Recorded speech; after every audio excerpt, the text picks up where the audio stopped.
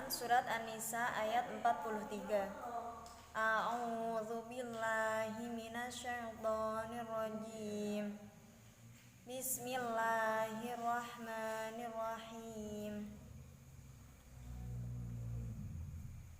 Ya ayyuhalladzina amanu la taqrabus sholata wa antum sukara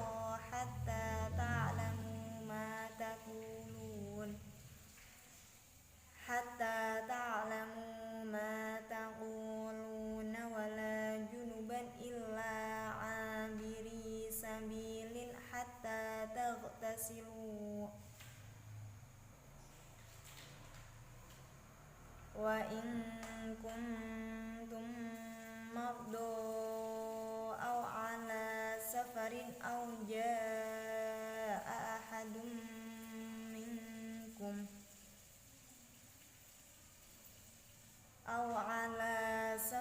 aw jaa ahadum minkum minal ghaidi aw lamastumun nisaa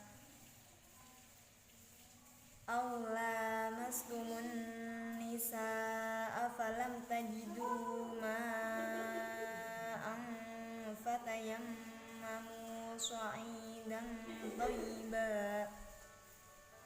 fatayammamu sa'idan thayyiban famsahu biwujuhikum wa aydikum innallaha kana 'afuwan ghafura.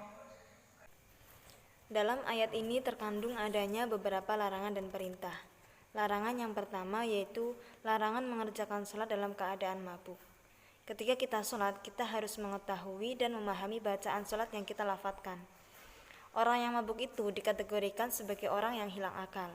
Jadi, orang yang sedang mabuk tidak bisa memahami bacaan sholat dengan jelas sehingga tujuan dari ibadah itu sendiri tidak dapat tercapai.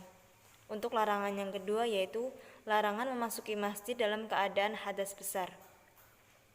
Terkait perintah dalam ayat ini yaitu perintah untuk mandi atau bersuci dari hadas besar. Dan jika tidak ada air atau ketika kita berhalangan untuk menggunakan air, maka bertayamumlah. Bersuci untuk kesucian diri dalam hal ini dapat dikategorikan yang pertama yaitu mensucikan diri dengan sholat. Suci dalam akal yaitu mengetahui apa-apa yang diucapkan dalam sholat. Dan yang kedua, bersuci dari junub dengan mandi besar. Yang ketiga, bersuci dari hadas kecil dengan berwudu. Dan jika darurat ketika tidak ada air bagi kita untuk bersuci, maka hendaklah kita untuk bertayamum. Quran Surat Al-Isra ayat 78-79. Bismillahirrahmanirrahim. Aqimis sholata liduluki syamsi ila ghasaqil laili wa qur'anal fajr. Inna qur'anal fajri kana mashhuda. Wa minal laili fatahajjad bihi nafilatan lak. Asa an yab'atsaka rabbuka maqaman mahmuda. Quran Surat Al-Isra ayat 78 dan 79 itu menjelaskan terkait kewajiban sholat 5 waktu atau sholat fardu, yaitu sholat zuhur, asar, maghrib, isya, dan juga subuh.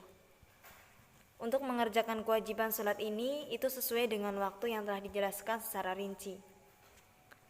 Lalu, terkait ayat berikutnya yaitu kesunahan melakukan sholat tahajud untuk memohon dan berdoa atas pengampunan dosa-dosa dan supaya Allah mengangkat derajat hamba pada tempat yang lebih tinggi.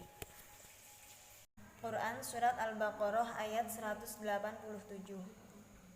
Bismillahirrahmanirrahim. Uhilla lakum laylata siyamir rafathu ila nisaikum hunna libasul lakum wa antum libasul lahun. Alimallahu annakum kuntum tahtanuna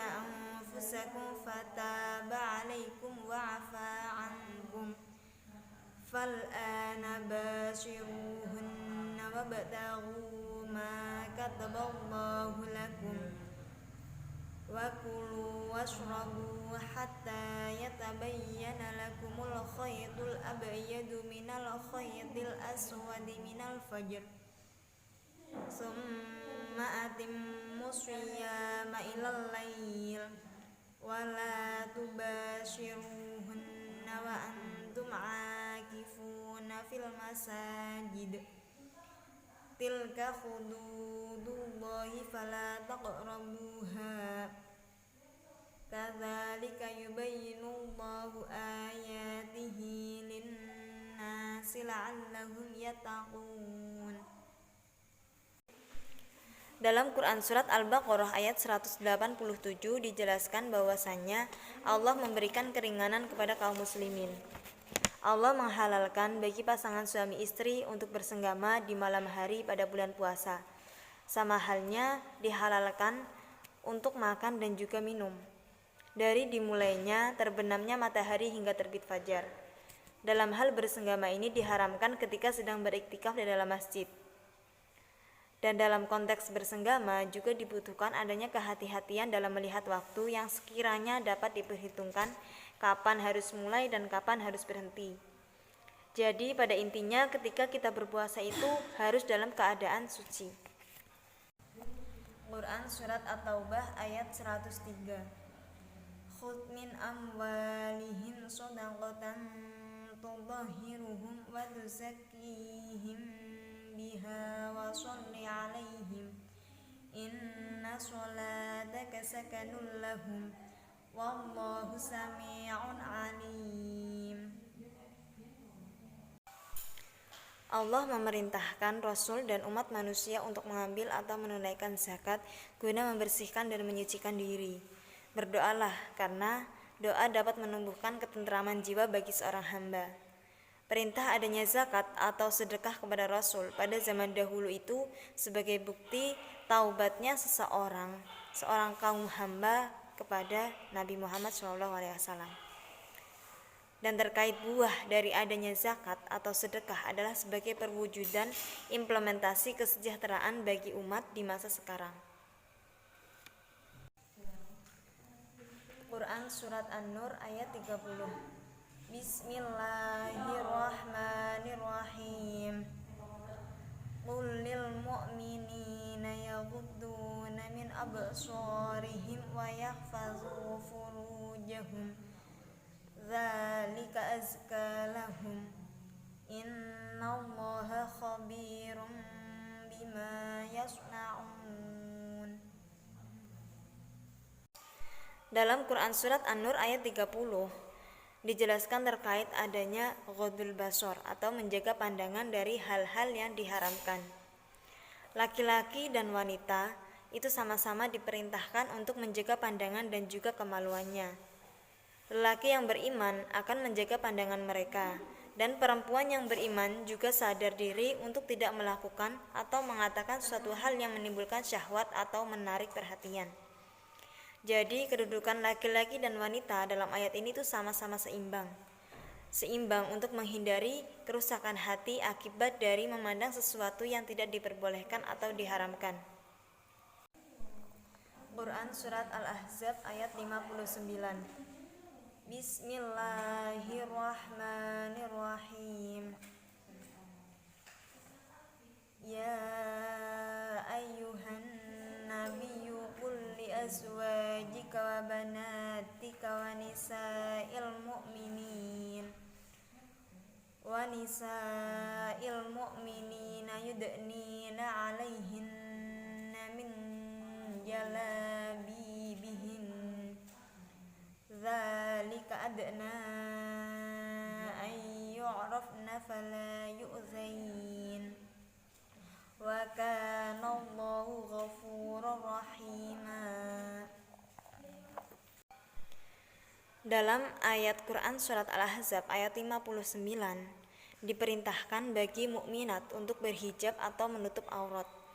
Perintah ini tertuju untuk menghormati perempuan muslim sebagai pembeda di antara mereka sebagai budak atau sebagai muslim merdeka.